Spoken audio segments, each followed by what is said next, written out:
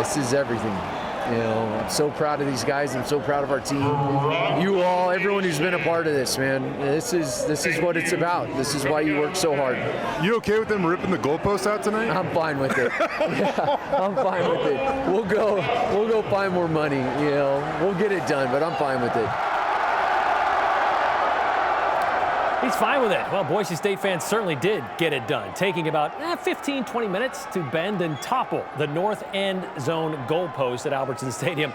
One upright went out the northeast corner of the stadium. The other went out the northwest corner of the stadium. They kind of went different directions, but both ended up in the Boise River.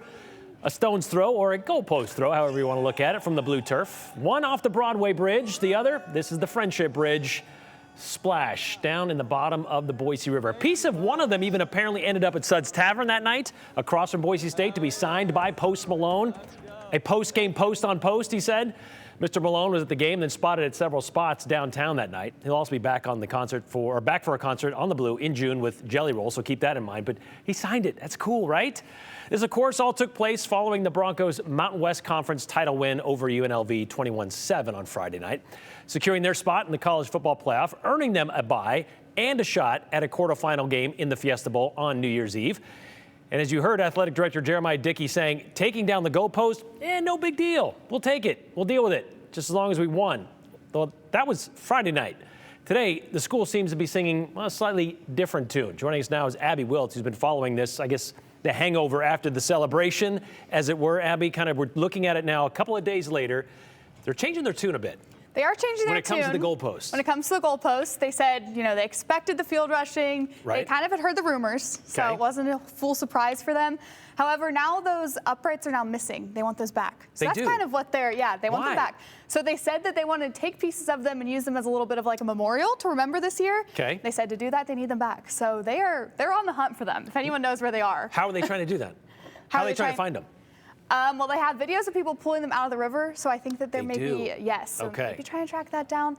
But they didn't seem extremely confident. I just talked to them about an hour ago, and they were like, well, we'd like them back, but we're not sure how that really would happen. Well, this breaking them up into pieces and making them mementos, that kind of already is happening, as we showed with Post Malone signing a piece of it, and it's been broken and sawed off. And it's ended up in backyards that we've seen videos of, so they're all over the place. Maybe someone will bring one to KTVB. Maybe. So, okay, so what do they, I know they usually give a fine to schools that have done this in the past, but as you mentioned, they expected the fans to storm the field. They expected the fans to storm the field, and they actually were already planning to replace these goalposts. They were? They were. So that wasn't a huge surprise. Okay. That wasn't, I mean, it almost kind of helped them out. It's just already over.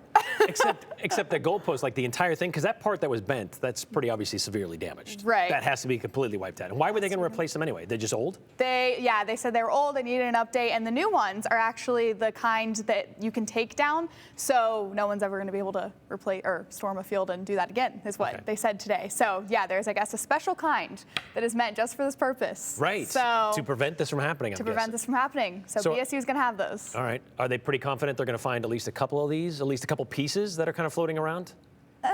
That's to be determined. Okay. We'll see.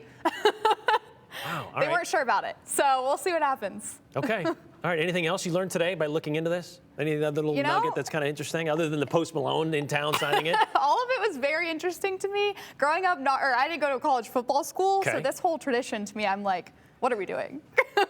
What are we doing? Yeah, but hey, it's been entertaining. BSU wasn't too upset about it. They said they're very thankful everyone's safe, and we are too. So. Okay, so at least we know that maybe there won't be any charges, like police out there looking to cite anybody. They just want them back for a reason to kind of promote it. Exactly. Not that I've learned. No police on the hunt. So. Okay.